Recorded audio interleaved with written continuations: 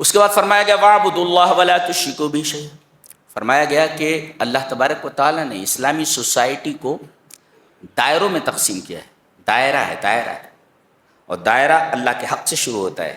اللہ کا حق یہ ہے کہ اللہ کے علاوہ کسی کی عبادت نہ کرو، یہ پہلا ہے۔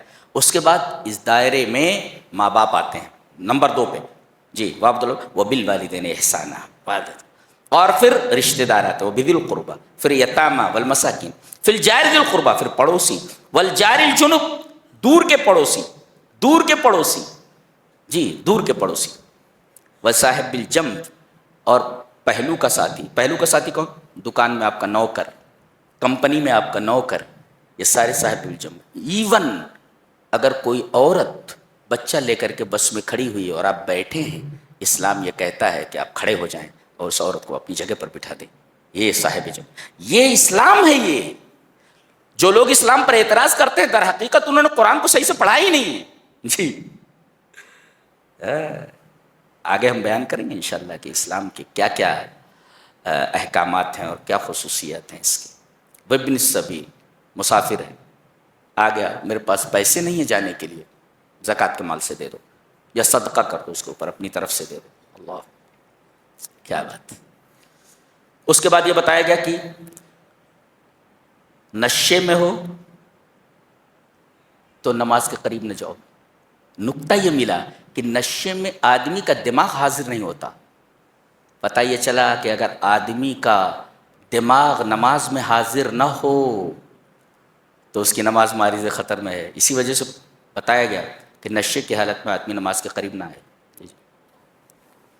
کہتے ہیں کہ اگر ناپاک ہو، جنوبی ہو اور پانی نہ ملے، پانی نہ ملے تو تیمم کر لے۔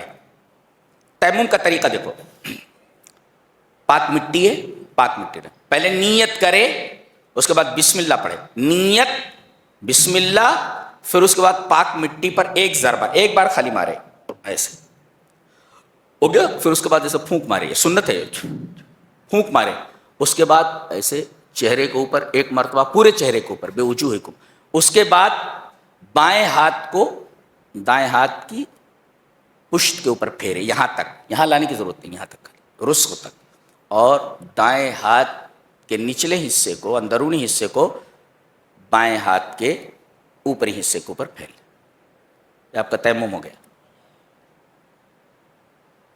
اس کو تیمم کہتے ہیں۔ آگے بیان ہے قصر کا۔ آدمی سفر میں جاتا ہے تو کہاں سے قصر شروع کرے؟ شہر کی حد سے نکل جائے۔ کہتے ہیں کہ اب یہاں سے کرنول کی حد ختم ہوتی ہے، جی وہیں سے آپ کے قصر کا وقت شروع ہوتا ہے۔ شہر کی حد سے باہر نکل جائیں ایک، اور داخل اور خارج دونوں دنوں کو مائنس کر کے، ایک تو جانے والا دن ہے اور ایک نکلنے والا دن ہے، تو داخل اور خارج دونوں دنوں کو مائنس کر کے 4 دن کسی جگہ رکنے کا ارادہ ہے تو آپ قصر کریں گے۔ اور اگر آج کل ایسا لگا ہوا ہے تو 10 سال آپ قصر کر سکتے ہیں، متعین نہیں ہے تو، لیکن 4 دن رہنے کا مکمل ارادہ کر رہے ہیں تو آپ پوری نماز پڑھیں گے۔ فاصلہ کتنا ہونا چاہیے؟ 24.5 کلومیٹر، 24.5 کلومیٹر، جی یہ امام ابو حنیفہ کے علاوہ جو 3 ائمہ ہیں، امام مالک، امام احمد بن حنبل اور جو ہے امام شافعی رحمہ اللہ، ان تینوں کے نزدیک یہی ہے 24.5 کلومیٹر، 3 فرسخ از اکول ٹو 24.5، یعنی 24.5 کلومیٹر پر آپ قصر کر سکتے ہیں۔ یہ ہے قصر کا بیان۔